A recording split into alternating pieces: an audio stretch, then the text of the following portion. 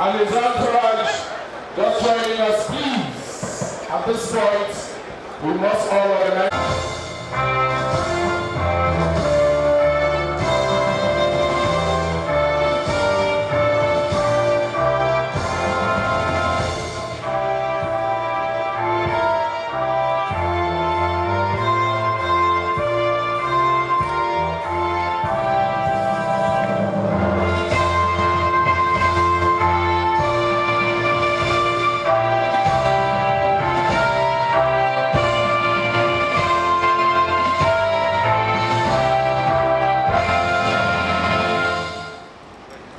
Opening prayer by Right Honorable Change various localities and implement the policies as expected. We pray that Adannna will recognize the members of the high table, starting from the ex-state and the former chairman of INEC, Professor Boris Iwu. Please a round of applause for them.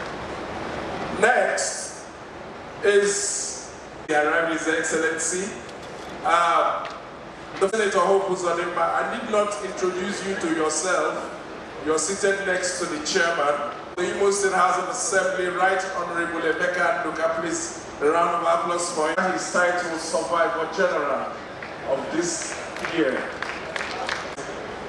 Next is the Deputy Speaker of the IMO State House of Assembly, my very good friend, Right Honorable. Please a round of applause.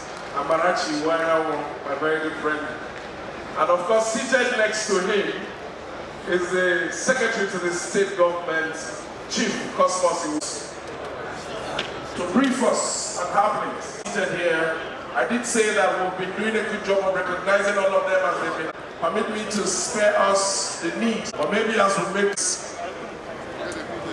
our past who are here today, all members of the State Assembly, present, spiritual leaders and leaders of faith who are here present, members of the Nollywood, members here present. I recognize you all. This MC, the kola nut is right in front of you. Maybe it's on today's occasion. And after the breaking of kola nut, Secretary to the State Government, you're there.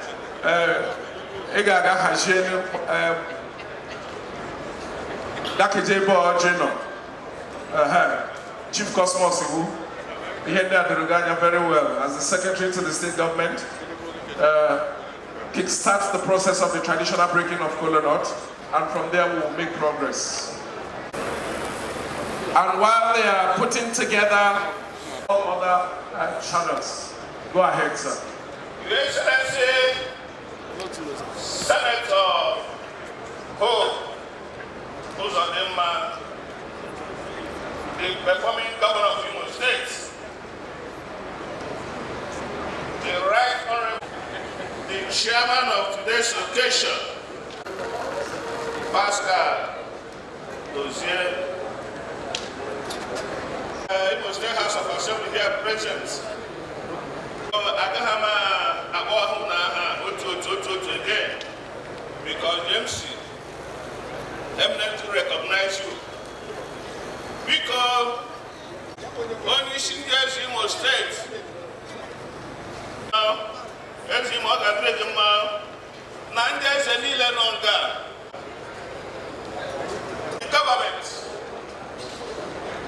financing the Imo, none. Going government, here are all annual rituals. Game Bobata. Now we will assign a million. Since when you do not get it, we render his still worship. Account, yeah? Let's render his still worship accounts in 3 years of the office. Here, I'm a program because all the people that have money.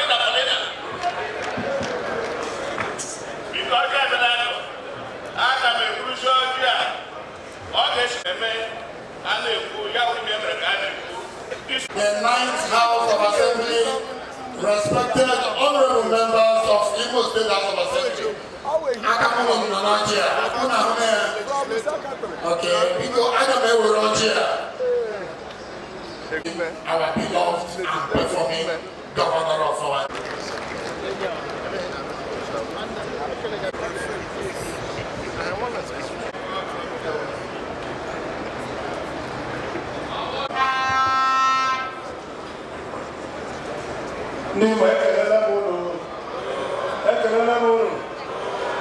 IMO stakeholders meeting.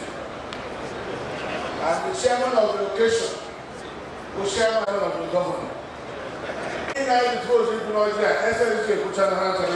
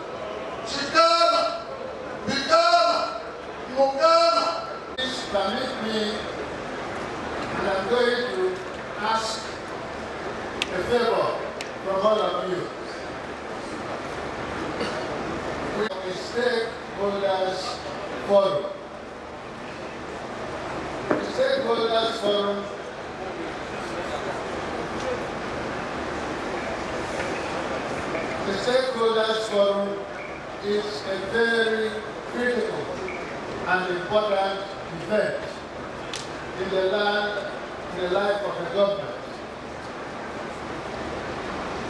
We are lucky that we have been selected to come and for this Stakeholders Forum. And I think we should ask ourselves, why am I selected? Why am I invited to this Stakeholders Forum? Is it because of my bald head? Is it because of their beauty? It is because the governor believes that you have a contribution to make to his government. Not necessarily to his government, for the upliftment of IMO State. We are here for IMO State. And our Chief Executive, Senator UZODIMMA, the governor of IMO State, has called each and every one of us to give account of his stewardship since last year, since the last forum. All of us here are privileged people. We are very privileged to be here. And that is why we have to listen to him when he speaks. Please, I am begging you, stop bantering their neighbor. Stop discussing their neighbor. His speech will not last 10 hours.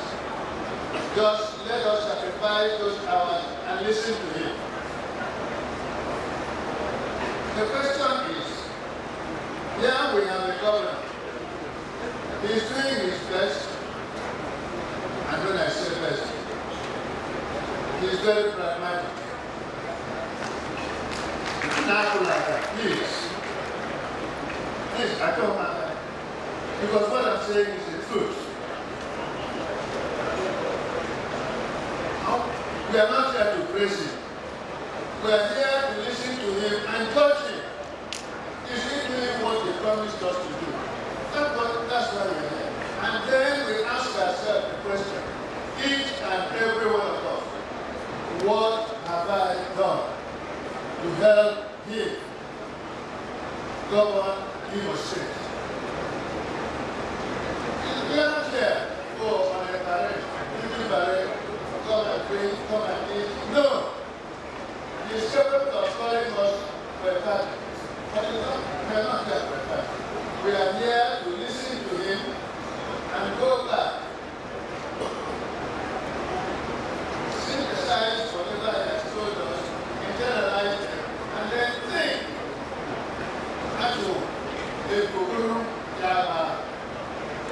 And then we think, and then we come and say, okay, the governor, such and such a day, we told us this. Can you consider this? Can you consider that? That's why we are here. And the question is, what are we here? What is at stake? What is at stake is a word of 3 letters. IMO. IMO state. Nothing else. Nothing else. How do we make IMO a pride of place, helping the governor to achieve his end? On the day he was being sworn in, he made an oath that he is governed Imo State and govern it the way a good government should govern. And what is that? The welfare of the people and the protection of the people. That's why he's coming to give us his report. And principally speaking, I would want all of us to think and listen properly, so that when we go home, we will spread the news of what he has told us, because not all Igbo people are here. Not all Igbo people are here. He's going to tell us, and then we tell others what the government is doing, the trajectory this government is going. If the trajectory is not to our liking, we have the right to come back to him and tell him, our government, please consider this, consider that. That is why we are here. And please, let us not abuse the privilege he has given us. Governor, I thank you for inviting me. I don't know. Number one citizen of this state, the convener of this Imo Stakeholders Forum, please, let us stand, let us rise and give him a standing ovation as he talks to the citizen of Imo State. His Excellency, Senator UZODIMMA of one.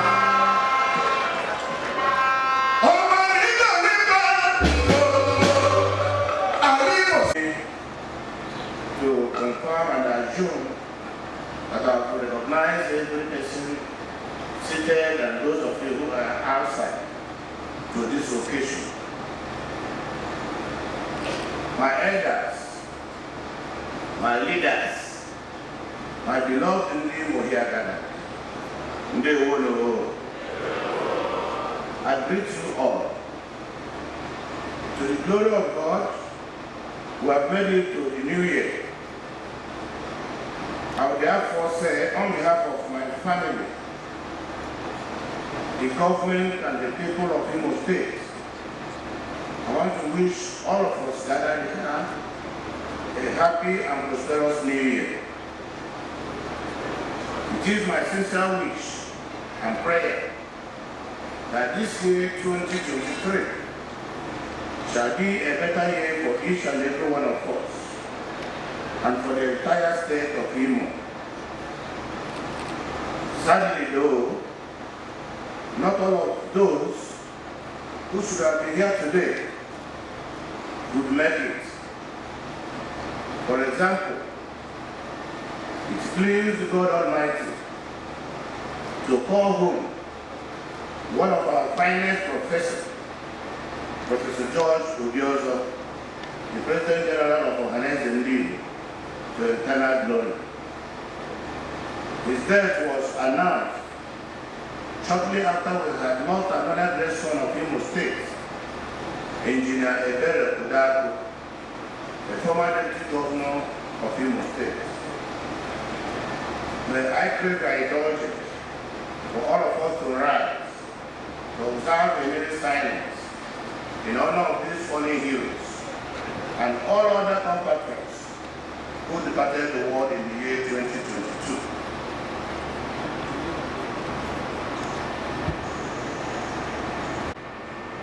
And the Chinyere, and that of all the faithful departed, through the mercy of God, rest in peace.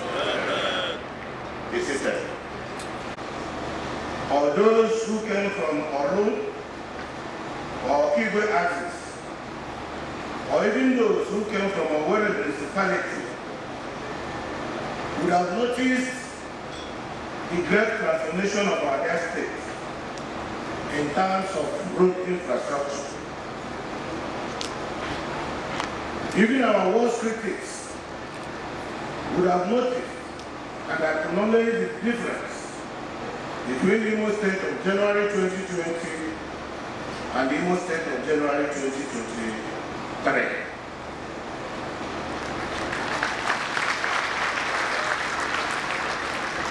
The difference is like the difference between night and day. That is shared prosperity government in action.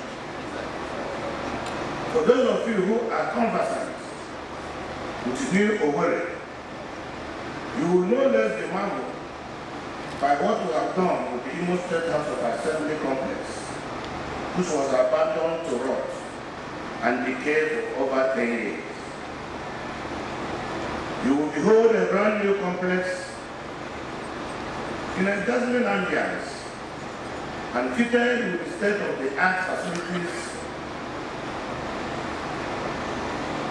If you have any reason to visit the legislative arm of government in Imo State, the edifice will, well after receiving you, will be smiling at you. This is a good example of shared prosperity government in action. If you have any reason to visit the apartment on axis of the state capital, you'll be delighted to notice that the signpost of the Federal Medical Center Owerri has now been replaced by a bold sign announcing a new teaching university hospital for the Federal University of Technology, Owerri. That singular gesture by the federal government to upgrade the Federal Medical Center to a university teaching hospital, which we did our best and facilitated, comes with multiple benefits to the economy of the state. The most significant of which is employment generation and other benefits. The same goes to the upgrade of Adannna College of Education to a Federal University of Education. Again, this is our shared prosperity administration in action. If you've been keeping abreast with the latest developments in the state, you would have heard that the state government has signed a memorandum of understanding with the Nigerian Navy for the dredging of Oguta Lake or Rashi River to the Atlantic Ocean. Thereafter, the government, working with private sector,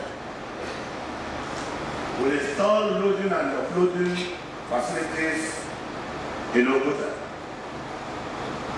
This will open a new vista of opportunities for oil and gas businesses in Imo State, as well as international trade, not just for Imo people, but for the people of the entire Southeast.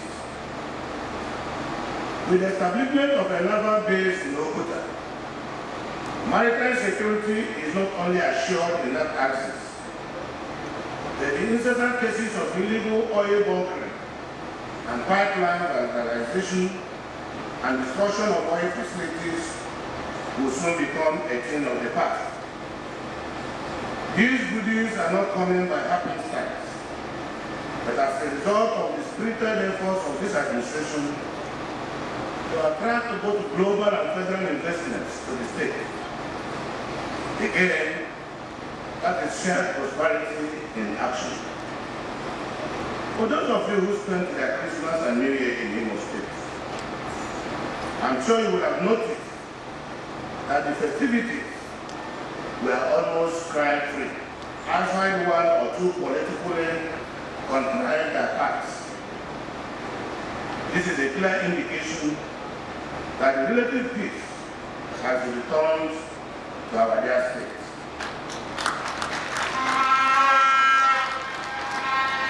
And we can now go about our businesses without any fear of molestation, while praying the Almighty God to touch the heart of the opposition element to stop sponsoring violence in Imo State. However, security agencies are in a better state of readiness to combat crime. This was achieved through additional training and the provision of modern equipment, which now enables them to counter banditry with improved intelligence, communication, technology, and precision.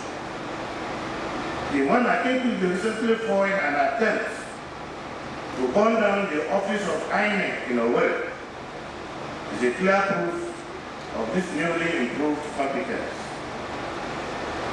Many other plots have actually been thwarted before the criminals could strike. Besides, the remaining kingpins of the bandits are now being rounded up by security agencies and are already making revealing confessions, which led to the arrest of many of them.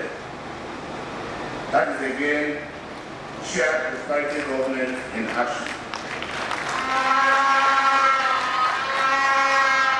As you know, protecting the lives and property of citizens is one of the top responsibilities of government, and this is even the reason why there is government at all.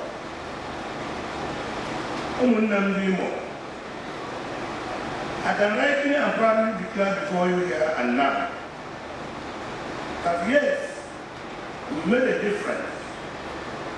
We've made a big difference in all sectors. The civil service infrastructure, automation of fiscal processes, attraction of federal presidents, open, transparent, credible, inclusive, and accountable government. As you all know, the Imo State we inherited in 2020 was a mass of mess. The structures and institutions on ground were not too different from those we find in a fair state. Today, the difference is clear. The state is not only working again, it's looking up indeed. So yes, we have made a difference. We have kept faith with our social contract with the Imo people. That is a statement of fact, with solid empirical evidence to back it. But hold your breath, because like the Americans will say, you ain't seen anything yet.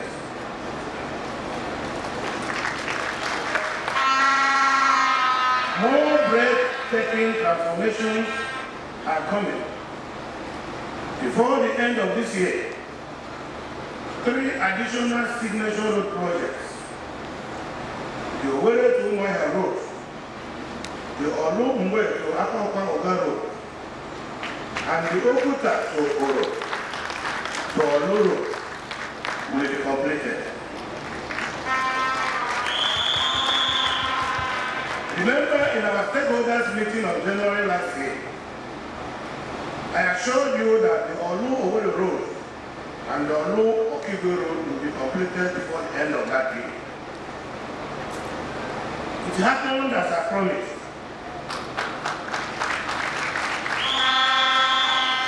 the few setbacks we had on a key angle of the road, which despite that incident, the road will be completed in the next few weeks. So now you can believe me that when I tell you that these 3 new roads will be completed this year, that they will also be completed like the other ones that are completed. The point here is that when those 3 roads are completed and added to the already commissioned landmark roads and numerous other intercity roads built by this administration, Imo State will have been sufficiently networked in terms of road infrastructure. The immediate impact will be to promote intercity trade and the free flow of haulage of goods and agricultural produce.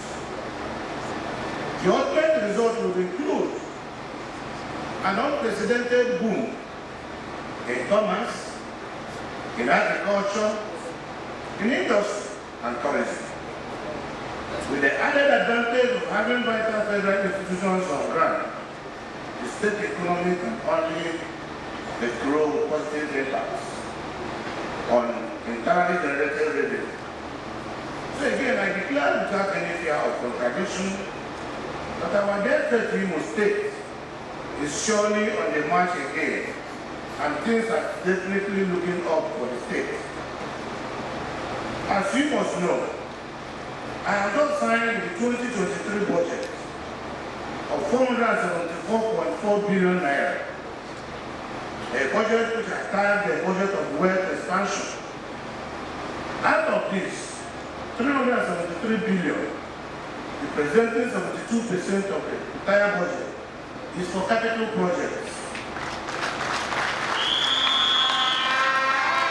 So you will agree with me that when we mean business, with 72% of 2023 budget marked out for capital projects, you do not need a prophet to tell you that nothing will stop us from consolidating our total transformation agenda for our state.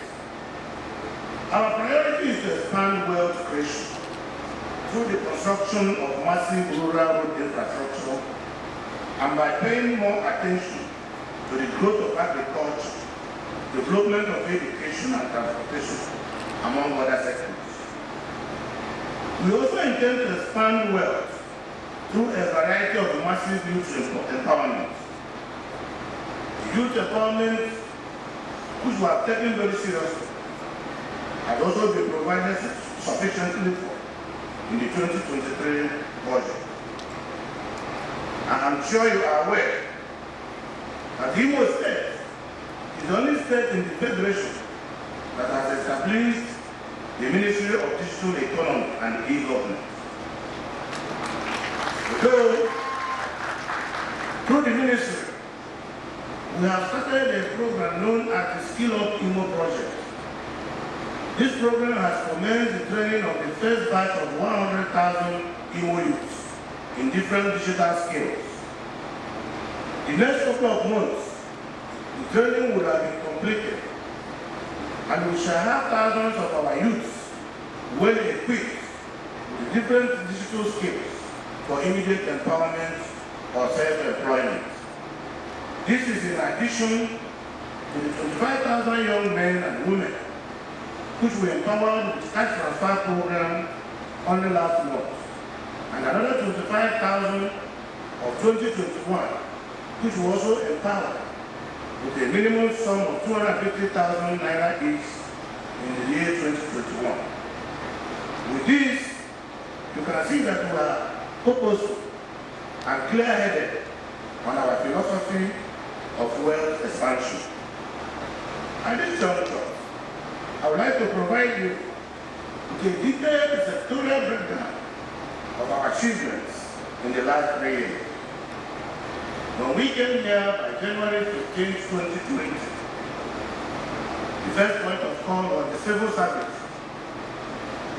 As we know, the civil service is the engine room for every government because it is the instrument for the implementation of policies and programs.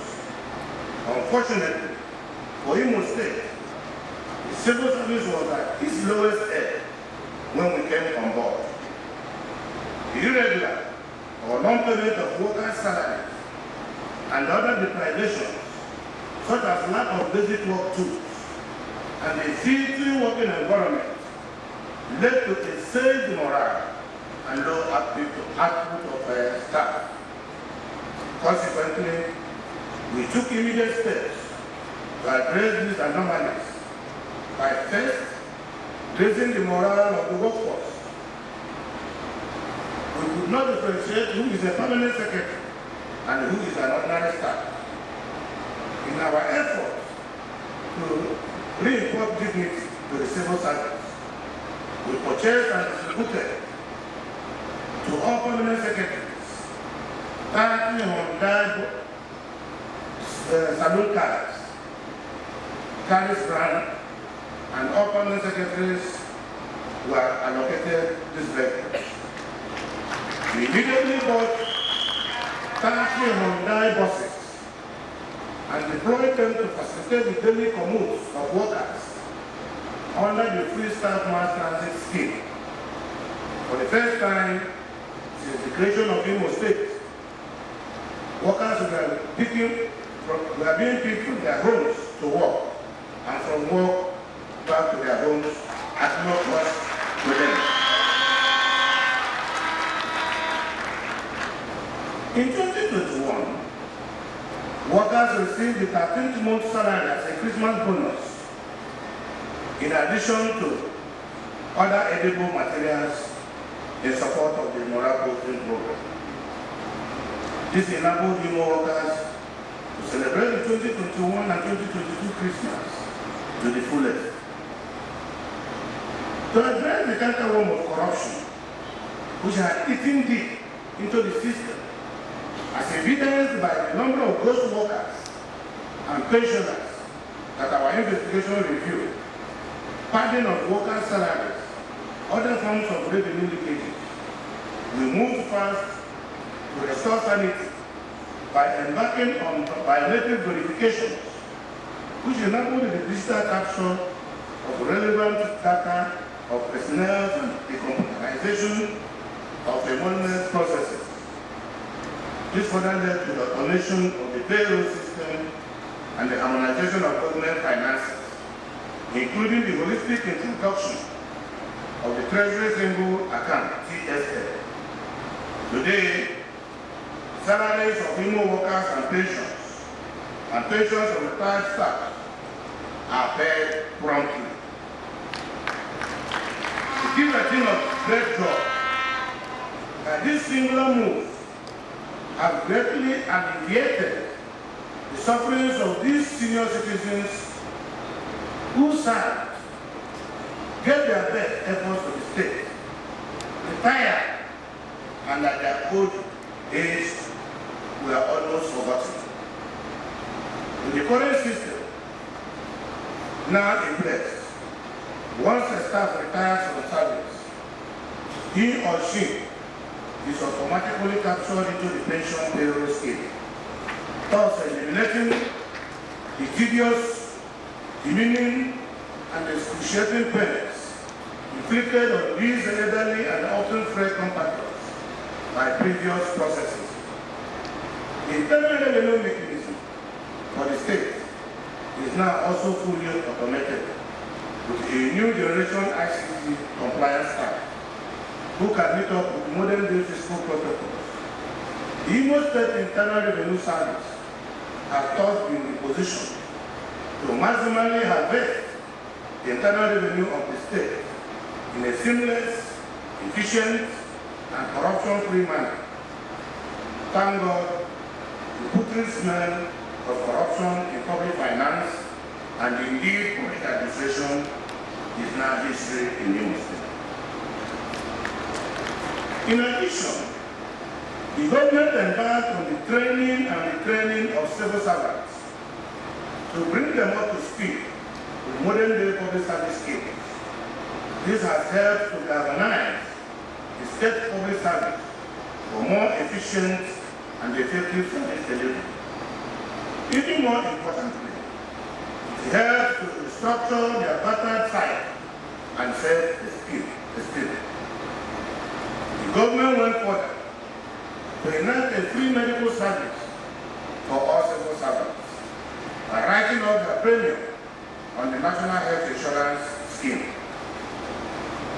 To address critical manpower needs in certain areas, the IMO State Civil Service Commission recruited lawyers, agricultural officers, and 4 administrative officers together with program analysts to strengthen the technical capacity of the civil service. Due to the trailblazer reputation of our administration, we shocked the entire IMO State Civil Service with the approval of the across-the-board promotion for all of them in November 2022. Matthew, these are workers who have not been promoted in the last 10 years. Prior to this massive promotion, their fate can best be described as frustrated and hopeless. To the glory of God, the narrative has now changed, and I can beat my chest and tell you that IMO State now have a civil service that can be called upon at any time.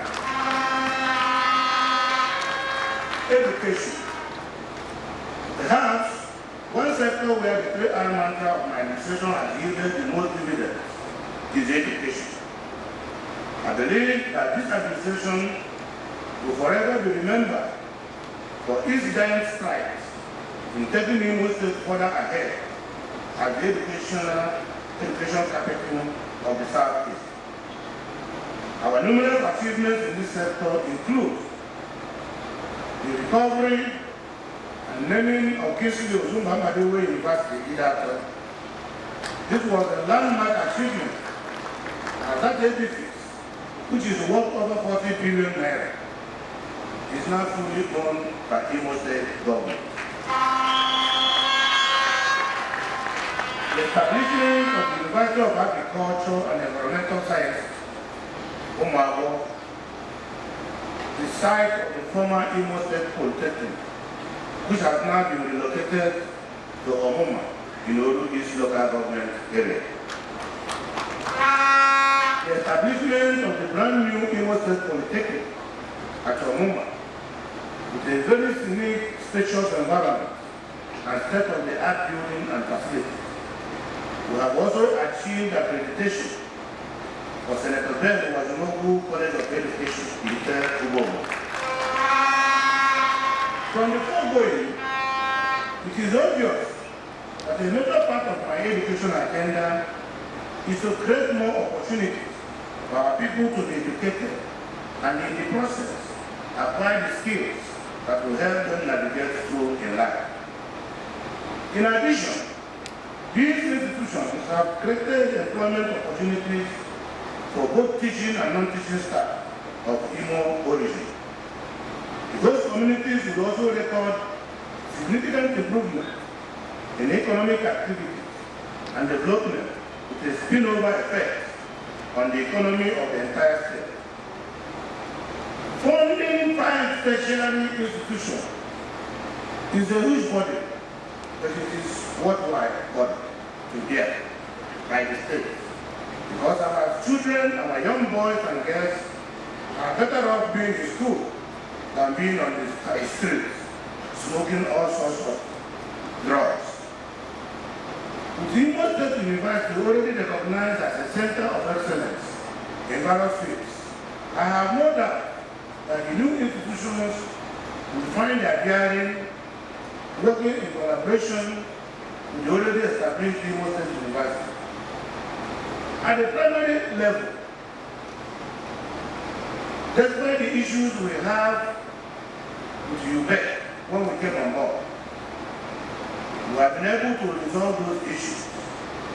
And all the counterpart fundings that were supposed to be paid by the IMO State government, which was not paid for the past 5 years, our administration has paid fully all counterpart funding. And work has started on the building of 305 modern classroom blocks in the 305 electoral wards of the state. I have equally directed the Secondary Education Management Board to put all existing secondary schools in the state in a good shape, while the relevant laboratory equipment should be provided for them.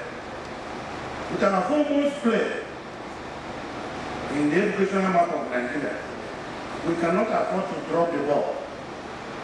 I will never regret any investment made to secure the future of Imo State. And the future of Imo State are our young ones. Other recent developments include the importation and donation of different types of books to our schools in the state, the approval of 89 new secondary schools, which will be located in different parts of the state, the ongoing rehabilitation of public schools, and the distribution of science equipment, chemical and reagents to our public schools. In the area of commerce and industry, our administration has taken a bold step to encourage commercial and industrial activities in Imo State by taking such proactive measures like the recovery of Imo State Standard Shoe Industry from Asset Management Corporation of Nigeria, AMCO. The Imo State Standard Shoe was seized by AMCO for a debt of 1.66 billion naira, inherited from previous administration. The shoe industry will create jobs, boost the industrial base of the state, and presently, government has paid the total debt of 1.66 billion, and we have recently recovered that Imo Standard Shoe. Also, the Insu ceramic industry is in the purview of foreign investors.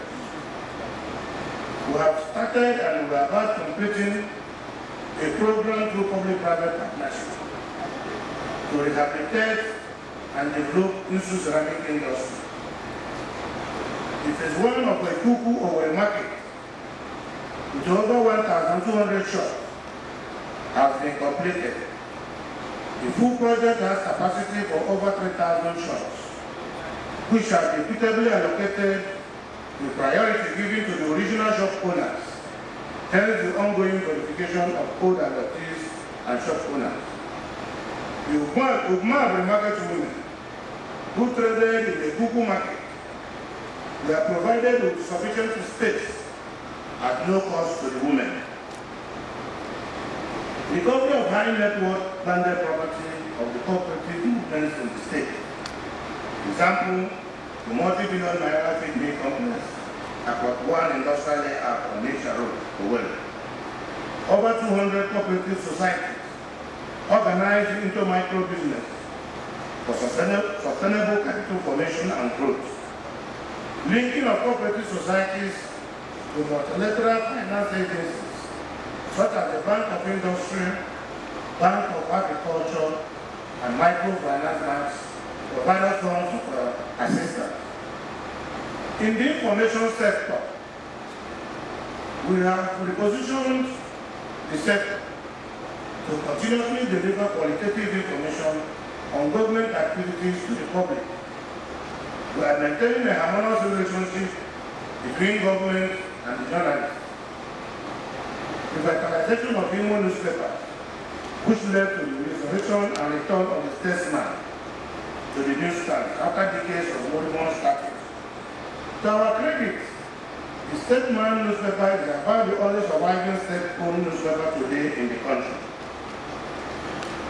Extensive repositioning of Imo Broadcasting Corporation to restore its status as the clearest voice of the East of the Niger.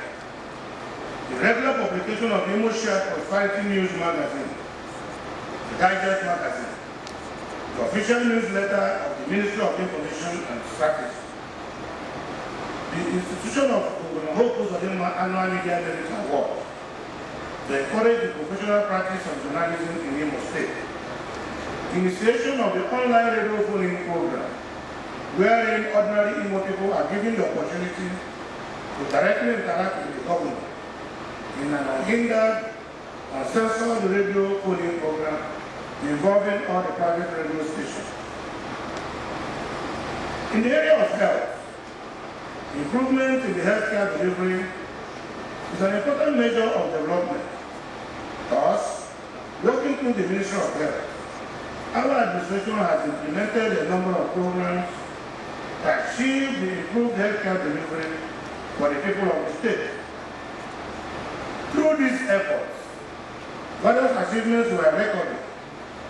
First and foremost, being able to minimize the impact of COVID-19 pandemic in the state should always be remembered as one of the remarkable achievements of my administration.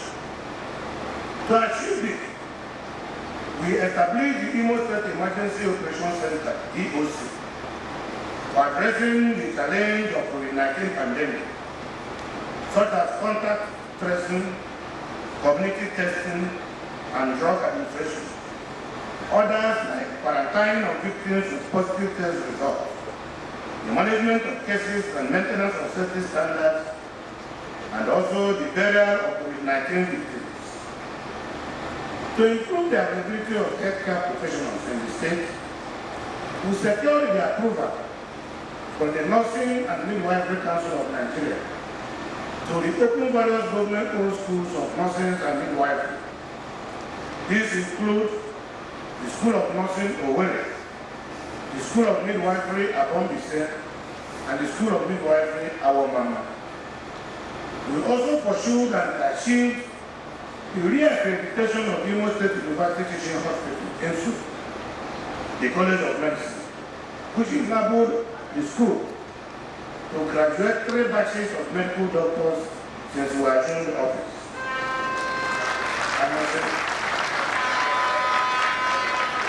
I must remind all of us that before our emergence, such students that were due to be graduated by the school were not able to graduate because of the withdrawal of accreditation of IMO State University Teaching Hospital.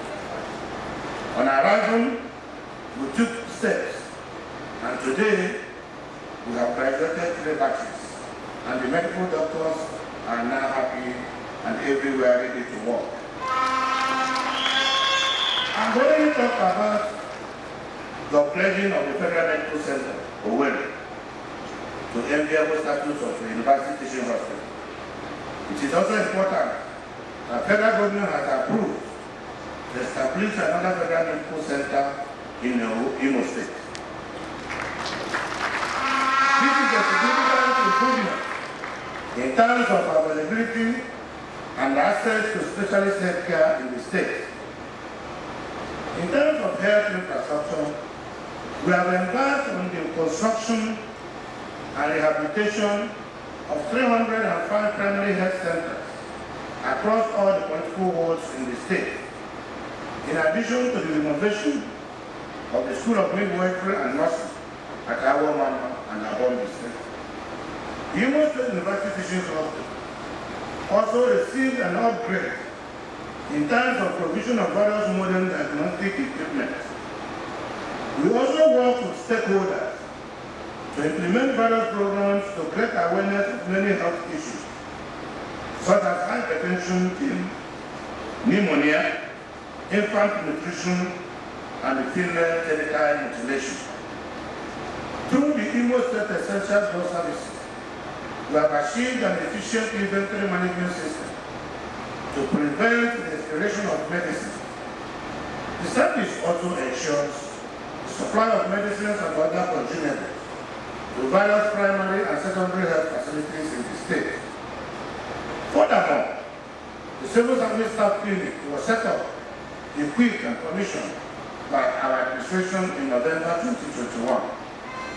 The unique thing about this clinic is that it is dedicated to civil servants and is run by doctors and pharmacists, nurses and other workers drawn from the Ministry of Health. We have also purchased and fitted our hospitals with more vital investigative equipment to ensure patients are not taken out of the hospital for basic investigations.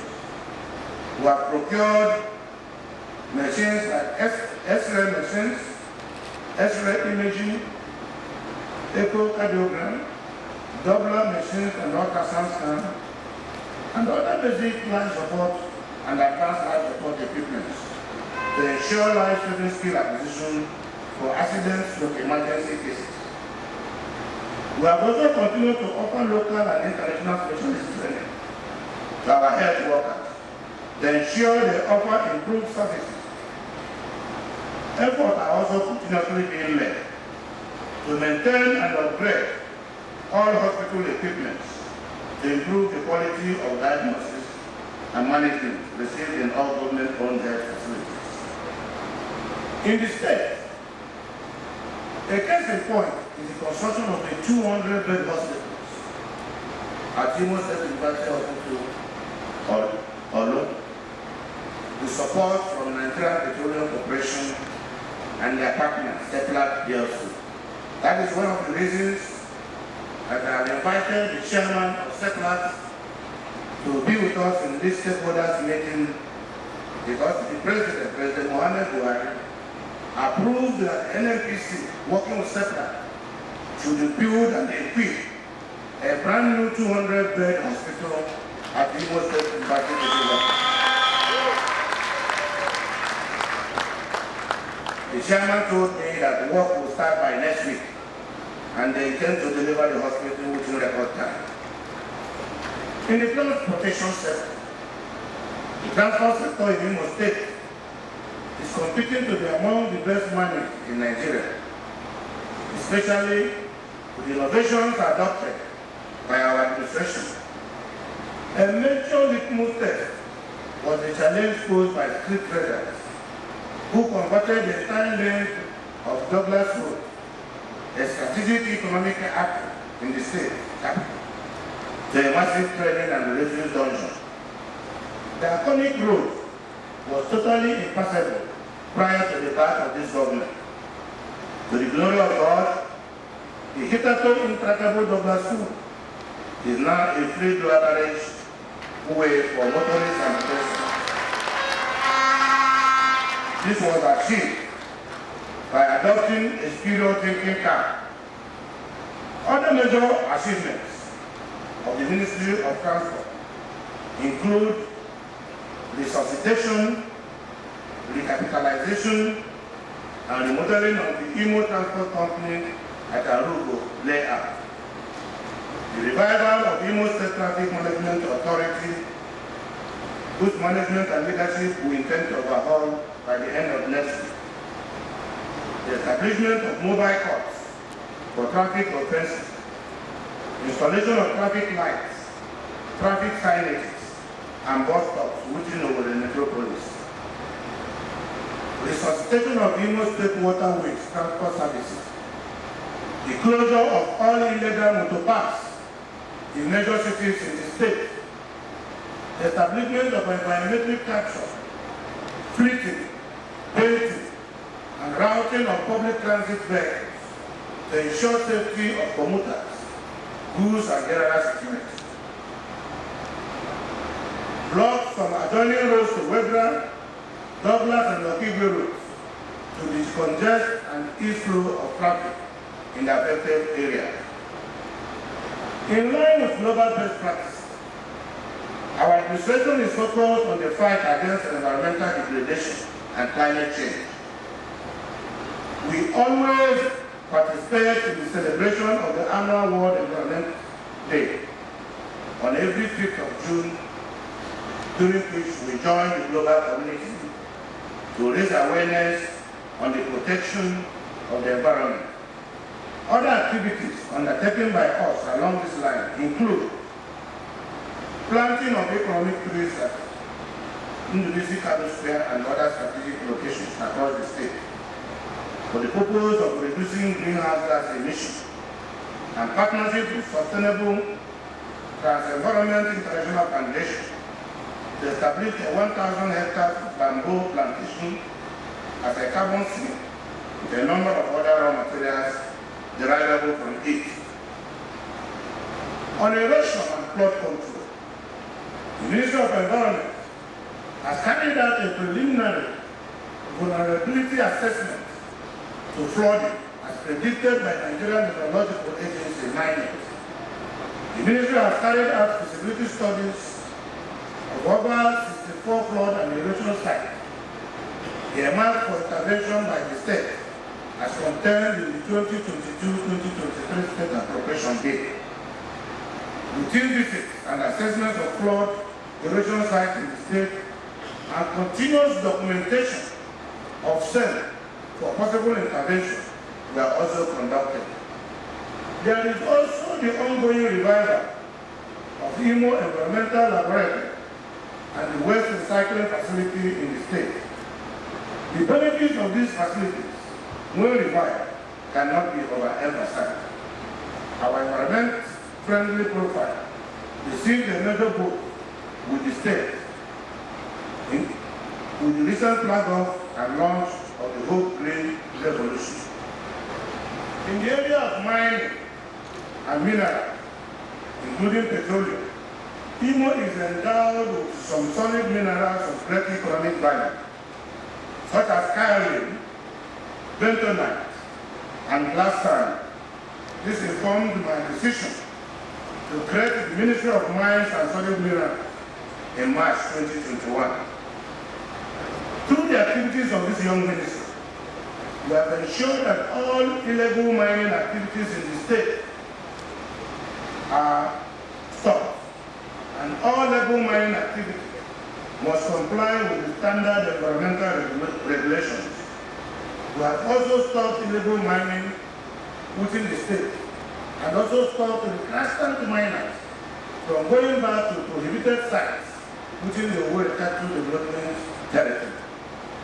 In addition, we have resolved a number of conflicts in mining communities, including the ones at Adannna, Amowana, in Ezirigan, the local government area, the ones in Ebarazu, the ones in Ayasan, the local government, the ones in Ebada, in the local government, and Ubioro, also in the local government. Now, revenue generation. By the faithful implementation of the Treasury Single Account, we are now doing better in internally generated revenue. First of all, we have withdrawn all revenue consultants in the state. We don't allow people to go on the road anymore to stop people to collect money from people, particularly those who insist that they must pay cash. These are the people that are causing confusion and frustrating innocent drivers and motorists. As of October 2022, the state was generating almost 2 billion naira monthly, as against the 450 million naira which my administration left on ground. This was possible because we blocked many revenue leakages. We simply stopped the buccaneers who had devised some very sophisticated means of stealing the resources of the state. We also found ingenious ways to expand and diversify our revenue windows without having to overburden our people, especially the young businesses. The issues of multiple taxations have been abrogated. Consultants and other middlemen who are not relevant to the revenue generation effort have been weeded off. Income earners below the bracket of 100,000 and below, my government has exempted them from paying taxes. Those people who earn below the sum of 100,000, this is a deliberate policy to stimulate their economy arising from the hardship suffered by this class of people by the incident of COVID-19 pandemic and the insecurity in the state. The implication is that with our own fair share of federal allocation and the tariff related revenue, we will be able to fund the 2023 budget. Human capacity development and the youth empowerment. As a demonstration of the priorities which my administration places on employment and youth empowerment, I created a fully fledged Ministry of Job Creation and Employment. As part of a well-articulated program, we developed a two-pronged approach to get our youth fully engaged and productive. Since it is practically impossible for government to employ all qualified young men, we embarked on an extensive program of training and equipping some of them to start businesses of their own. The other approach is to revive our moribund industries, to employ some of them as we have done with Adannna Nigeria Limited, while also attracting firms to invest in the state to also provide employment opportunities. Only a few weeks ago, I launched the Skill Up IMO project, which is aimed at empowering more than 100,000 of our young men and women through digital skills. Their training is currently ongoing at the different centers in the state. Sometime last year, the Vice President Yemi was here to commission the Skill Acquisition Center cluster for our youth. And it has been commissioned. And our people that will operate this center are currently being trained. By the end of January, practical implementation of the programs meant for that center will commence. Today, we have spent more than 10 billion naira in conjunction with the federal government and the Central Bank of Nigeria to train and equip more than 25,000 of our young men and women in various skills. Even though that at the end of the day, up to 20% of those who receive that money have funded with the money and are not doing any business with it. But that will not deter us. We all know what it means to have thousands of our young men taken out of the streets. Many more such programs are in the pipeline in the current fiscal year. In agriculture, in line with my economic vision for Imo State, agriculture shall continue to be accorded its pride of place in my administration. More than 140 hectares of palm seedlings we planted at Chantel and GOV are blossoming. We are still expecting action.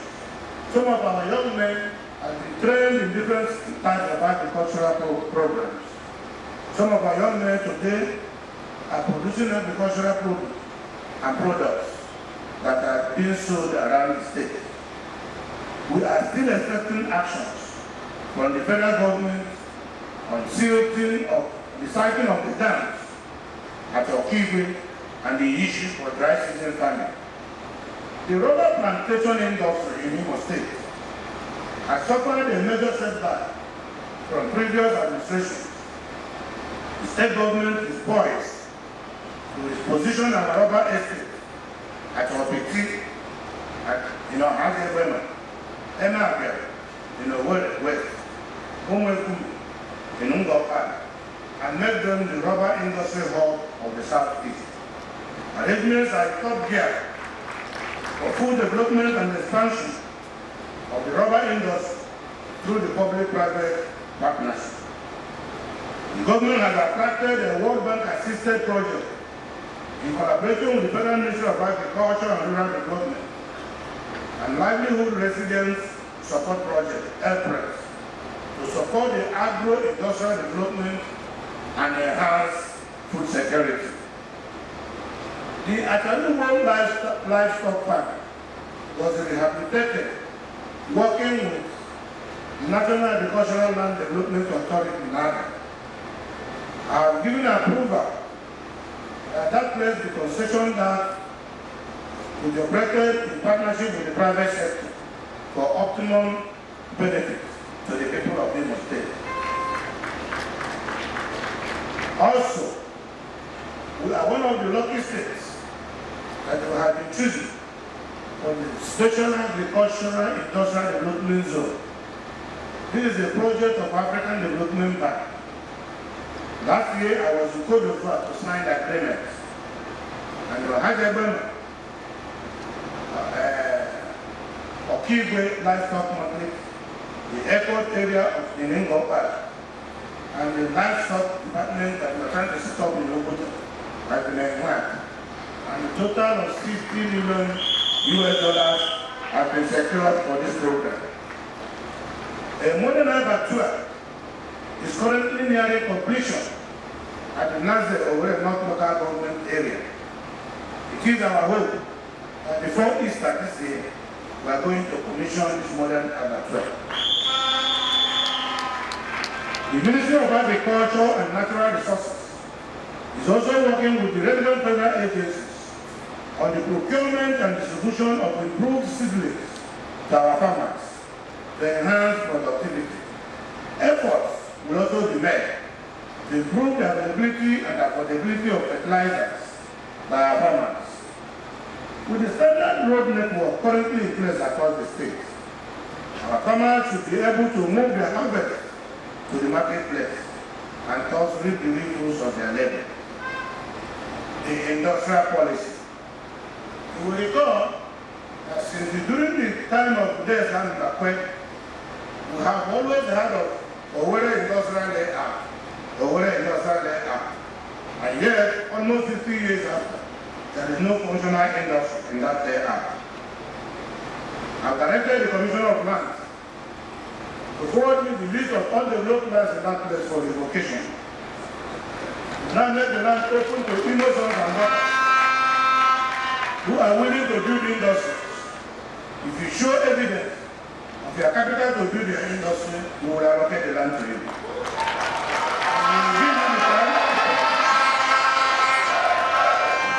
We'll give you the time, after which if you don't develop, we will also revoke it back.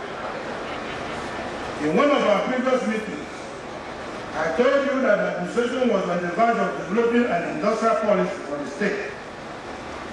Working with the UNIDO, an organ of the United Nations, I'm happy to announce to you that it has been able to successfully provide IMO industrial policy. IMO now has an industrial policy which will serve as a kind of template that will drive its developmental initiatives. With this policy in place, we are now in a position not only to plan for our future, but to work towards forging both local and international partnerships that will strengthen our economy. Similarly, we have launched a digital economic blueprint fashioned to enhance our economic development in line with global best practices. We have given fill to these initiatives by establishing a Ministry of Digital Economy. We have also stepped up our efforts in registering cooperative societies for organized rural farmers and artisans, especially those in the private sector, into micro businesses for sustainable capital formation and increased productivity. Currently, those efforts are yielding results. With our 2023 budget of wealth expansion, there are hopes that all the moribund industries in the state will be resurrected, just like we did with other Nigerian Limited and the one we're trying to do with standard food industry. Because the wheels of government grind slowly, and given the intricate nature of some memorandum of understanding that we have entered, it will take time really for some of these partnerships to begin to yield results. We may not have moved as quickly as we have wanted, but gradually we are getting there. By the recent improvements in our infrastructure, security, and ease of doing business, we have also created the enabling environment for private investors to establish more businesses in the country. I am working currently with the Nigerian Investment Promotion Council, IMO 7th Investment Promotion Council, to discuss with serious investors how we can offer them some incentives that will act as an attraction for their coming to the Imo State, which will even include tax waivers, tax holidays, and other forms of investment carrots that will enable and enhance rapid and accelerated investment in Imo State. Relationship with other arms of government.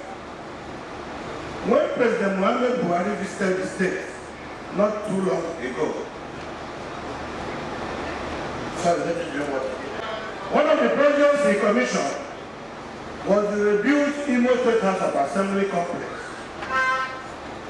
an edifice which was abandoned for years as a result of dilapidation. When our lawmakers returned to the reconstructed edifice, they likened it to a return from exile. Since we have built a world-class executive council chambers in the government house for the executive, including offices, housing even the office of the wife of the governor, I deemed it necessary to make the assembly chambers not only habitable, but conducive enough to enhance the capacity of lawmaking. With the state-of-the-art communication and the other equipment installed, to the glory of God, the Imo State House of Assembly is today ranked one of the best in the country. I have also ensured that our judges are not treated. I have also ensured that our judges are treated with the dignity they deserve.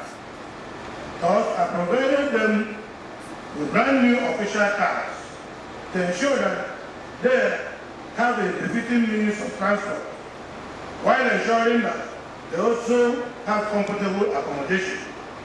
When I came here in 2020, my first meeting with our High Court judges, all the complaints was about that when they go for conferences, they are not allowed to stop very close to the hall where the conference will happen. They are stopped at the gate because they come by their taxis. While judges from other states will drive their vehicles and they will be stopped at the door of the conference. The moment I had that, a new appetite came into me, and I procured brand new SUVs for all the judges in Imo State.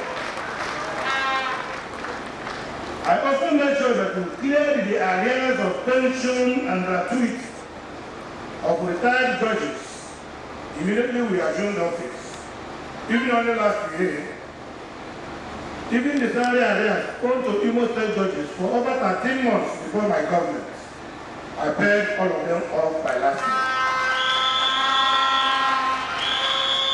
We may not have done everything for these two arms of government, but we have shown enough commitment for them to appreciate that we mean well.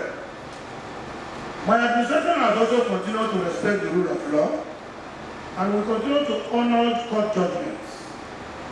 We also mean well for our traditional rulers, whose role in our society cannot be overlooked. Thus, we have also provided some of them with the vehicles to facilitate their movement. My plan is that no matter how little, a rural father deserves some form of assistance and comfort in the discharge of their duties. Roads and road infrastructure. It is common knowledge that road infrastructure in the state was left in a deplorable condition, and most roads, including the most important ones, could be described as death traps at best when I came on board. Many were simply not motoring, and traveling in and out of the state capital of Owerri became a nightmare for most people. The deceptive and half-hearted attempts by former administrations could not address the matter. Worried by the situation, on assumption of office, I came up with a 3R mantra of recovery, rehabilitation, and reconstruction to ensure that the decayed infrastructure are rehabilitated and restored. The result of the synergy in planning and execution is fantastic. In 3 years, our prosperity government has made giant strides in the road infrastructure. We have embarked on the massive construction of 70 roads. Some of these roads have now been completed, while some are at various levels of completion. The breakdown of some of the roads are as follows. There are some Port Harcourt Road of Owerri down to General Hospital. The Umuhuma Junction has been realized and motorists are enjoying it. The Muhammad Buhari Drive from Port Harcourt Road Junction down to World Bank Road was constructed, realized, and beautified with solar-powered street lights to keep up security in that area.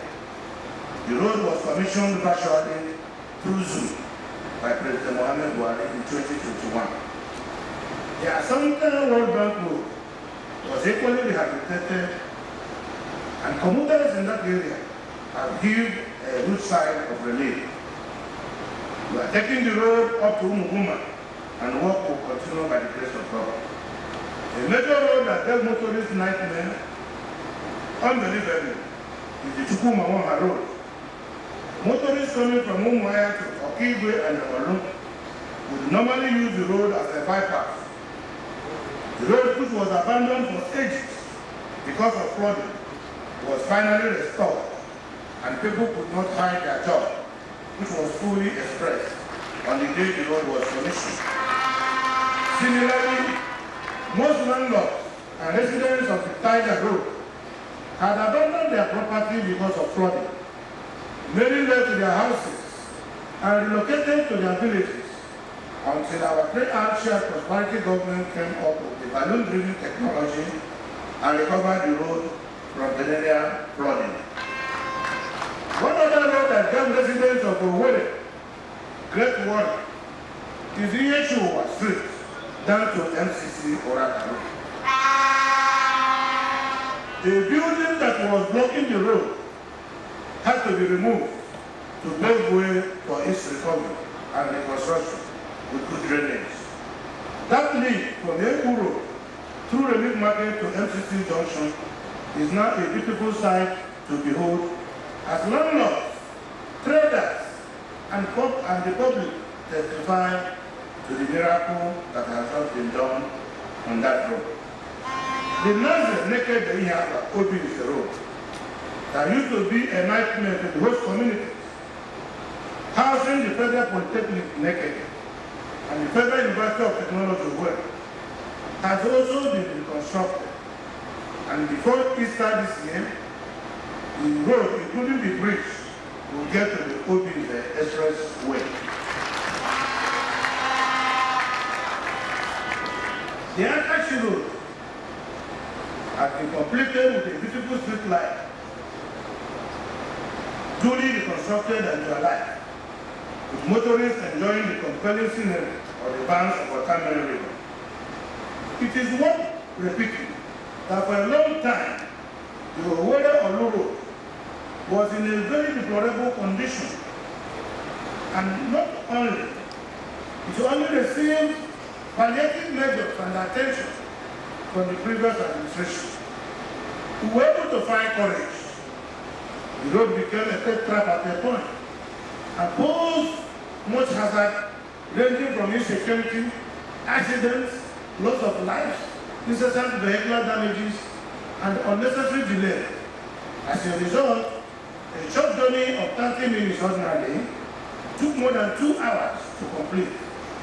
It had 6-kilometer road has now been completed, reconstructed, dual-lined, and fitted with solar power street lights and emergency. This job of the massive erosion threat on the Owerri Road has now been effectively controlled. Commuters and residents of the affected areas have continued to show their appreciation. The road was commissioned by no less a person and the President of the Federal Republic of Nigeria, President Muhammad Buhari, GCFR. The Owerri-Okigwe Road, measuring 59 kilometers, has also been reconstructed. Like I said earlier, before the end of next month, that road, the remaining part, will be completed and commissioned. It has been dualized and it will be fitted also with street lights. It became a typical Broadway, first phase of the construction fully completed up to Adannna. I have attached in my address a detailed list of all the roads we have done so far, which are so many here, to begin to call one by one. In the bag that will be handed over to you, a copy of this address is also contained in that bag. When you go home, I plead with you to take time to look at the list of all these roads. In all the local governments, 27 local governments of the state, our government has 5-kilometer routes spread across the 27 local governments, rural routes to be completed.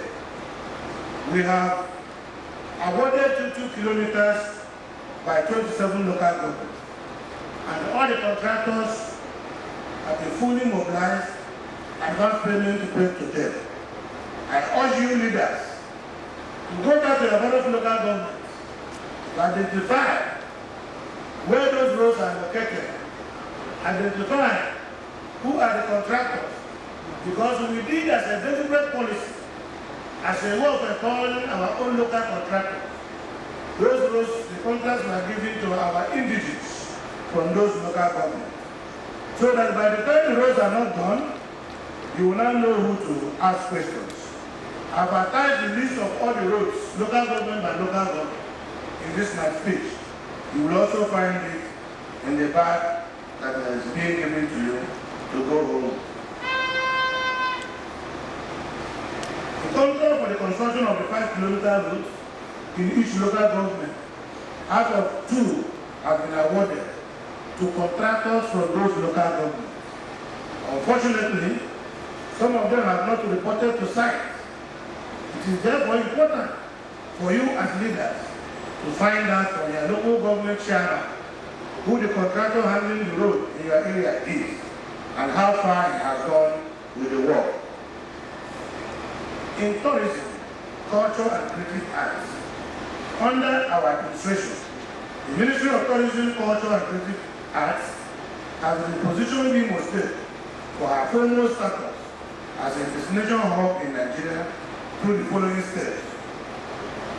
They have commenced the certification of tourism facilities for issuance of operational licenses to all tourism and hospitality establishments. They have established Tourism Information Center at IMO State International Exhibition Center for display of tourist guide and other tourism promotion materials.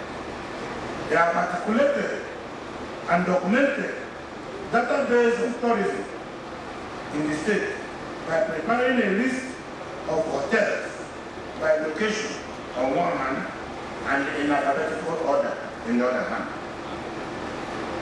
The one golden gun at the 2020 National Festival of Arts and Culture, NAFED, which was in Jos, Plateau State.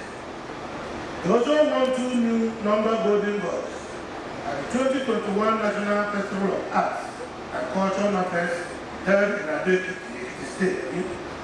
IMO State won the first prize as the state with the best costume. I celebrated the World Culture Day on May 23, 2022. Signed an MOU for the establishment of Igbo Kitchen at the Mbari Cultural Center, Owerri. Working in partnership with the Patiko Adannna Gallery, Emekuku, to promote Igbo culture and arts. Organized 2022 World Creativity and Innovation Day on April 21, 2022. The discovery and grooming of creative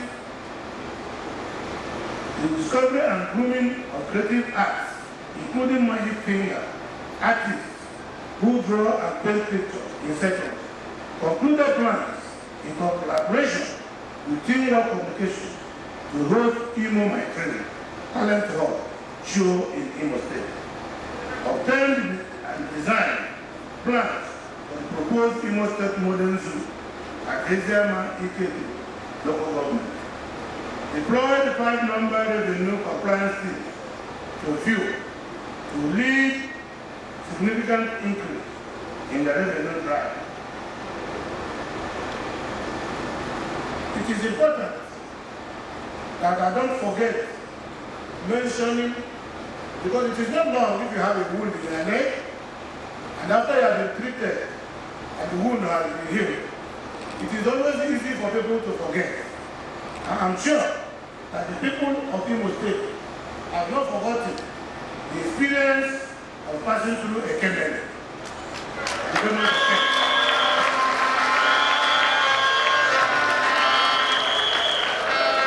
It was high technology. It was a high erosion management technology that was deployed that gave us what we are enjoying today. You know the situation of Opera Street. Now I've seen so many people every evening passing through Opera looking for where to go today and not that plan. As part of the welfare and humanitarian activities of the government, the wife of the governor has continued to reach out to indigent and vulnerable groups with the meek of human kindness of the 3R administration as captured here under. Successful interface with all the existing and operating motherless orphanages in the state.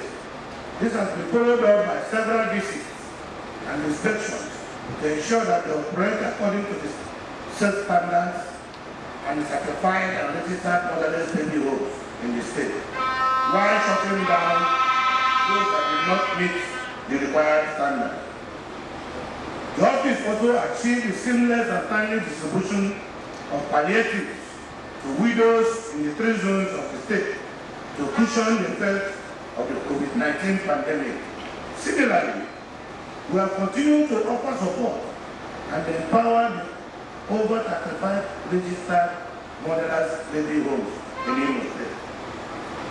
Baby homes with food items to supply, essential drugs, materials ranging from rice, pampers, cartons of Indomie, gallons of granite oil, milk, powder, sleeping foods. Part of our humanitarian agenda through the Ministry of Women Affairs and Office of the Wife of the Government. Justice. The Justice Ministry benefited from the General Civil Service reform introduced by my administration. In addition to this, my administration cleared the backlog of outstanding pensions and gratuity owed retired judges in the state. I could not live with the sordid story of judges who served in the state with dedication being owed pensions and gratuity. This to me was unacceptable. Similarly, payment of those arrears has been done, and I think that our judges, both retired and serving, are in the new spirit of the new year. The justice sector grants me that it is not loan from the World Bank under the State Fiscal Transparency, Accountability and Sustainable Program. This is a World Bank program where standards of governance are issued to all the 36 states in the Federation. And they monitor you on how you are accountable, how you are transparent, how you are leading your state. And at the end of every year, they compute the result. Imo State has not won this before. In 2021, we won. In 2022, we won again. And that amount totaling $30 million has been credited to Imo State account.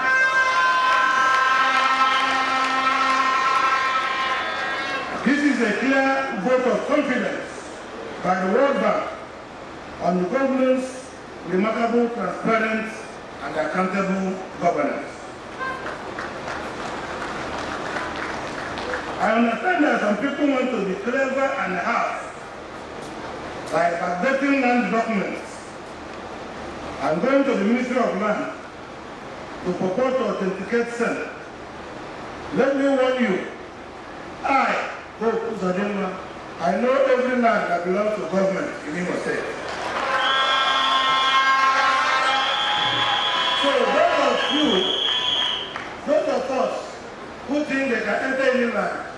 and overnight you build a house there.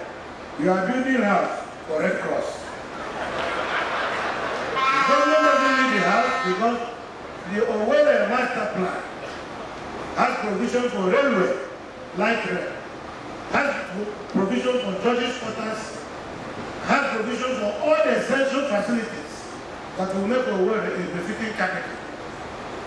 Those of you who are part of tinkering the land, doing illegal construction, compromising government officers, obtaining approval of OCBA, the only man who can sign certificate of occupancy is the governor.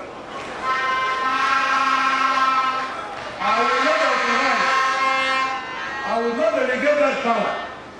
I will not authorize any commissioner to sign free of code. And I have not signed any free of code since I came to office. But I can tell you, I will recover all the lands that belong to government. And the land doesn't belong to, there is no community doesn't own land. Communities can own economic trees. And when government decides to acquire those land, they will pay such community compensation for economic trees, not for land. The landlord is the government. Go and read the Constitution of the Federal Republic of Nigeria. It is very painful that our indigenous, our forefathers, made a sacrifice. We struggled to have this capital with other parts of Igbo land. And they came with donated land. And federal government gave us capital. 10, 15 years after our fathers died, their children are claiming they are the owners of the land, but taking back our land. How? Did you buy the land? So the goodwill, those who brought capital to Owerri, the goodwill and honor we give to them is to pursue the thing they brought to bring away, because you want to sell the land. You say you have consent judgment, yeah. Go to court, House of Assembly, Governor's office. All of them are called government. Government is a one. If there were judgments given before, the law also provided on such how such judgment can be cancelled.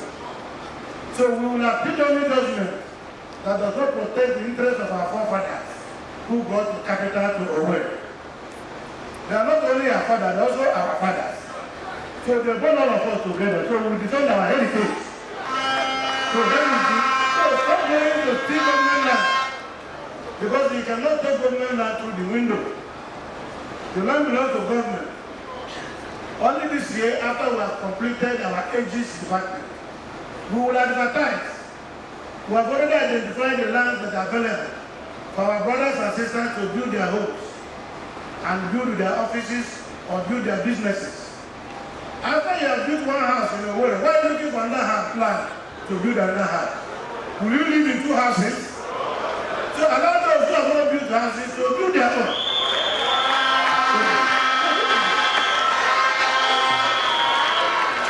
From apprehended kingpins of the insurrection, it is now clear that the security challenges were contrived by the opposition to slow down the progress of government. Ever since I started this speech, I have refrained from mentioning the opposition and their destructive activities in the state. But permit me just to tell you that we have defeated them. They have failed in their mission to slow down our developmental strides. It is true that we have spent so much money and energy, time, and scarce resources to extricate ourselves from their evil courses. Some gallant law enforcement officers and innocent citizens also paid their untimely price and died in the course of fighting for this insecurity. But it is also true that we have successfully shrugged them off to record the monumental achievements that are being held everywhere. Once more, let me commend President Muhammad Buhari and all the security agencies for their support. Only 2 days ago, I had audience with Mr. President, and one of the most expensive and most advanced technology that is tailor-made as a solution to the insecurity we are facing in Imo State have been procured by federal government and deployed in Imo State. So there is no part of Imo State you are hiding with even a jackknife that we will not see you. We have seen those who are behind the insecurity in Imo State. We now know those who are funding insecurity in Imo State. We will continue to know more, both those who are sponsoring and funding them. Some of our people who come out in the day and work like they are very big, important big men. In the night, they plan how their brothers will be slaughtered. Anything that is bad is bad. And we must all rise to condemn it. It is not about what UZODIMMA. Governors will come and go, but Imo State will remain. So if we destroy this state, there is no other state we can call our state. So let us rise to defend our state. It is our heritage. I thought that what we should be talking about is that governor has done this. Governor has taken this money. Governor has taken this land. Governor is building this house. Or governor is stealing. Or doing corrupt things. Now what I hear is governor is not able to manage insecurity. And in the night, you go and send people to go and kill people. That is insecurity one need to manage. Unfortunately, I'm not it for me. Throughout I looked for this office. I looked for it only through God. And I made promises to God what I will do. Even if today is my last day as governor, I have something to show that when I came, I did.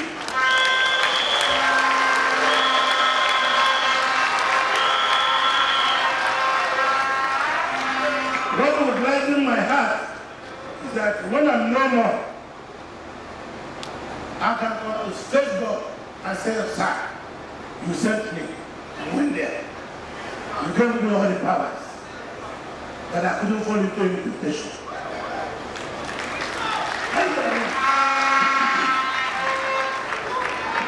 So, those of you who think it is by killing Imo people, if you hear that this local government, they have 100,000 registered voters, you want to go and kill 50 so that the 50 will remain. The plan, since you know. So when it is very close, when you think you eat the food, you will take it away. Some people are just sworn in as governor. After 1 month, they die. Some people die even few days to announcing their results. It's God that knows who will be the governor, and at what time the person will be the governor. And here, God endowed our state. You are dealing with innocent and helpless citizens. Is it for what? You came home. We had a peaceful Christmas. No incident of any type. We had a peaceful New Year. No incident of any type. Our security record and profile came up. You have to go and pay some people to go and kill or kill security to spoil our record. It's your record that they are spoiling, not our record. Because we will not know you and we will soon get you. And you will be corrected.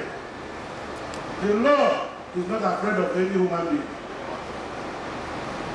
So I want to thank you and urge you, just like the chairman of the occasion said, after you leave here, ask yourself, in everything that has gone wrong in Imo State, what did I do as an individual? When you hear that they have killed people, that some people they attack their country to market, they arrest those who are manufacturing bombs, you will be the first person to run to social media. When you hear that in our mama, where a camp where bandits are, they have been attacked, you say, oh, people in the wedding ceremony, they went to wedding. Were you there? But when you hear that 4 policemen have been killed, escorting on Hakim to him and Adannna, social media, nobody's saying anything. Because those policemen, they don't belong to anybody. And then they want me to support that kind of idea because I want to win an election. What type of rubbish election? I don't want to win an election as a Saturday. I want to take victory, electoral victory that will come from God. So I'm not desperate. I'm not desperate. And I have not told anybody that I'm even contesting election for second time. So why are you looking ahead? Why are you killing people for what you don't know? So that I know that there is a God in this land. He may not be like a magic overnight, but gradually, you will expose the evil people.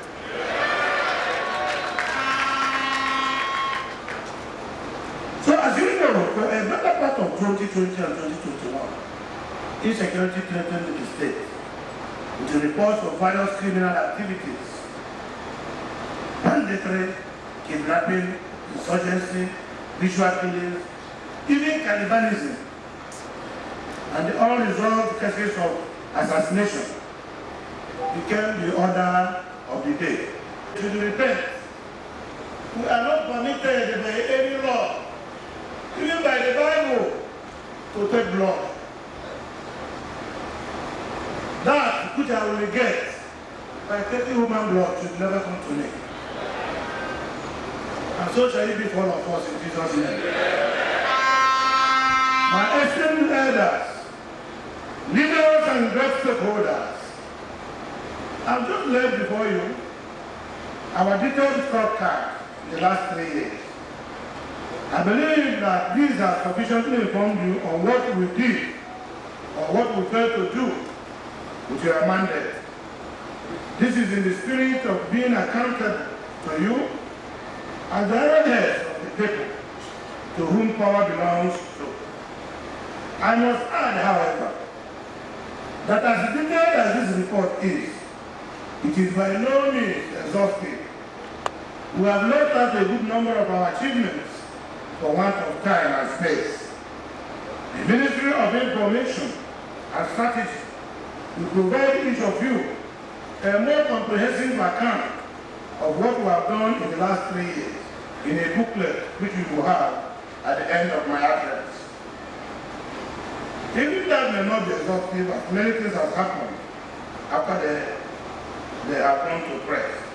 What is important is that we will have a documented evidence of our achievements for records and posterity. What is it that are things that are causing trouble in IMO State? What IMO State needs is leadership. Leadership that is transparent. Leadership that is God-fearing. Leadership that understands the need to move IMO forward. Leadership cannot be by where you come from, but from who you are. And it lasted for 2 hours, wherein I made myself available for IMO people anywhere to field questions on any subject of their choice. And this was live on this radio station. This time around, we added another hour to make it 3 hours, to allow more time for people to ask questions. There was also another novel addition to the program this year. Representatives of several interest groups, such as students, market associations, road transport unions, civil society organizations, labor unions, women organizations, and the media, they were all invited to sit in the hall, not just to watch the program, but to participate in fielding questions. Also this year, the third program was streamed live on Facebook, Instagram, and several other online channels. It was equally covered live by 3 national television networks. Now, the whole idea is to engage other members of the IMO public who may not be privileged or pursued to be at the stakeholders meeting program. In an uncensored conversation, about the actions or inactions of government. So in a way, it is a mini stakeholders meeting, or if you like, you call it the People's Assembly. When I addressed the first stakeholders meeting, I told you that we had a covenant with God to govern Imo State for the good people of Imo. I told you that when I was praying to be the governor of Imo State, I promised God that if I'm made to be the governor by him, I will use the position to work honestly for the good people of Imo State. I told God that if he had done it, and God did it. So I had a burden of that covenant, that after the prayer and agreement, God made me the governor. And it is my time and thought to keep my own side of the covenant. And what is the covenant? To use the office to serve my people. And from 2003 to good, I struggled to contest one election or the other. There's no how any sensible human being will believe that you can be a governor without God. So when you visit all those places where they give you checks to wear on your neck and they are west, governorship is not there. Go to the churches where God is present and make your covenant. So God will tell him when he will make you governor. It is God that decides. Him that says when it will be and when it will not be. So don't play God on earth. I can assure you that I have not come to grab. I have not come to grab or steal your money. I have come to work for you instead. I have had phone calls. What nonsense are you doing? When you were not the governor, you used to bring money. Now you're a governor, we can't see you again, we're not seeing the money. Yes, I used to bring money. It is not the way you spend your personal money. That is not the way you should spend the public money. That is different. So it is almost 3 years I made these profound declarations and assurances. The question I now ask you, I have kept faith with my promises. I thank you for coming. The Imo State of 2019-2020 when I came, and the Imo State of today. Is it the same? So thank you for answering in the affirmative. Let me reiterate that those declarations and assurances of 2020 still succeed. They will continue to succeed for all the period of my governorship. I will repeat also, if you find me reneging on those promises, if there is any way where anything is not going well, you should not hesitate to raise an alarm. I can only add that by the grace of God, who made me governor, I will not fail him or Imo people who voted for me. I will continue to serve you to the utmost of my ability, in truth and with the fear of God. As I come up this address, you permit me to just say that to the glory of God, I am the only governor of Imo State in recent history who has spent 3 years in office without a scandal. What is the indictment? If you see where I have one block, tell me. If you see where I have a bank account, tell me. If you see where I'm building a hotel, tell me.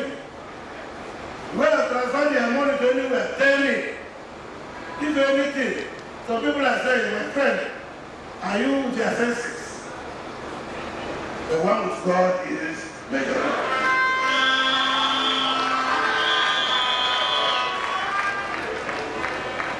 It is not a record, it is a record, but it is not by my mind. but it is divine, inspired grace. My determination to succeed, I will not compromise. I therefore want to ask you, my beloved brothers and sisters, that I have kept faith with my vows to serve you for the good of all. And God has made it possible for us to be able to save some money that we would have used to develop Imo State, money that we have been used to make life more meaningful for our people. But we are spending most of this money paying for insecurity that is man-made. Search your conscience. Search your conscience. The primary school in your village is broken down. The hospital is not working. You are killing. God will judge. I want to thank all of us for finding time to come here. We must not play politics with Imo State. We must not play politics with God. We must do that which we can do, sleep with our two eyes closed. I want to thank all of you for coming, and may God bless all of us.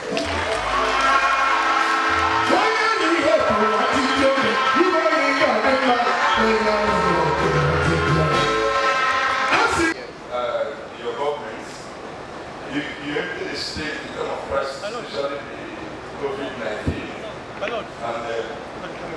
COVID-19 and the security and all of that. Were you able to cope with all of this? 3 areas. I want to thank you especially for the promotion of social that you gifted. That has given a lot of leverage to most of our fathers and mothers who are working with government over 10 years without promotion. Thank you for that.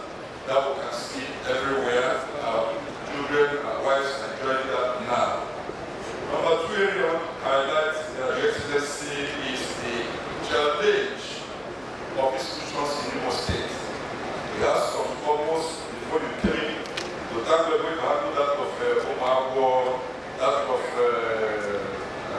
EDITIOIN, and that of Omoma, and we're happy now, thank God to that. And then I attended the National Information Technological Development Agency stakeholders engagement sometime in December, and I was happy to see one of the commissioners presenting you. We presented the Imo State version of that program. And that's exactly where I want to also comment and talk that our youth should be trained, not just trained, should be made to understand the implications of that digital economy, because that's where the money is, and that's where the whole world is going to. If what we hear about you, that's my heart, that they say you need to eat, you need to spend. And I'm happy to hear that because a lot of people before your arrival, but now I'm told that before they get money from you, they will come fulfill everything, and you go to site to find out whether the money that you're asking for is required or not. That is also good for us to block packages to have more money to develop our state. Finally, it's about the personal institution, about the DSA. Before you came aboard, it was like marketing in the state. Each organic community has 3 people asking essay.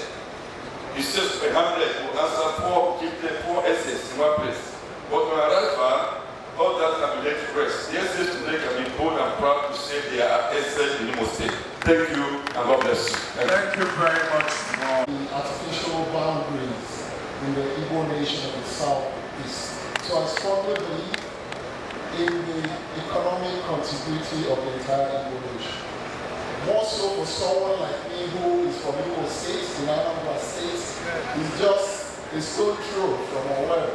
So I have every reason to attend and participate to ensure that I pay and contribute my own quota towards the development of Igbo State and into the Igbo State. One other thing I would like to say is the fact that this governor is indeed very pragmatic, and I'll share from a personal experience. By the way, I'm no longer chairman of Settlers. I'm now called the Caribbean chairman of Settlers and co-founder of that company. But having said that, we are contributing to the economic development of this state. The Arrow Gas project is the brainchild of that company. And quite frankly, all of the things that His Excellency has elucidated can never be accomplished without a reliable, sustainable power infrastructure. That gas project will ensure that we contribute that to this state. Thank you. Number two, I'd like to congratulate him because one of the occasions where our area of operation was bombarded, I can see some of the members of those communities. I ran to him and he demonstrated his commitment by accompanying me to where we are building one of the biggest gas processing facility in Nigeria. He went there, appealed to the community, and enjoined them to support what we're doing. I would like to add my voice once again to ask that please the community should work with us. We are going to run a win-win situation with them. And then finally, I'll join the chairman of the occasion to commend the fact that this state will be spending 72% of their entire budget in capital projects. That is one of the strongest indices for growth in any economy. And then, to conclude, those areas that His Excellency has investigated, education, agriculture, infrastructure, youth empowerment, and the rest of them, I do indeed have hope. I wish all of you the very best, and may God grant you all safety as you go back. Thank you very much, and God bless. Thank you very much. In fact, if hard test had been from Okidozo, I would have said that he read because his motion from part of what we wanted to use to give His Excellency a grand session. However, he has said it. Ndị ọkụ in general. Ndị Igbo, ọkwụnye ọrụ rụchie ya ma enyewe opportunity after listening to our governor, I watched him speak for 2.5 hours and I saw tears coming out of his eyes. What do we need? We need a man that has fear of God to rule this state.